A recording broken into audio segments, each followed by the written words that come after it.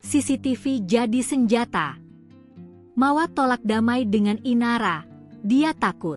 Tolak ajakan damai Inara Rusli, Wardatina Mawa lontarkan sindiran pedas tentang rekaman CCTV. Melalui kuasa hukumnya yakni Fadly Faisal, Mawa menyinggung tingkah Insan dan Inara yang seolah tengah kebakaran jenggot. Fadly menyentil soal sikap Inara yang justru membuat laporan polisi terkait rekaman CCTV yang dijadikan barang bukti oleh kliennya. Ya justru kami jadi bertanya-tanya, ada apa dengan bukti rekaman CCTV tersebut?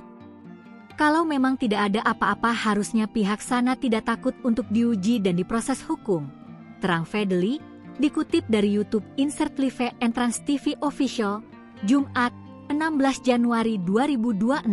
Terakhir, ia menyarankan Insan dan Inara menguji bukti CCTV itu saja.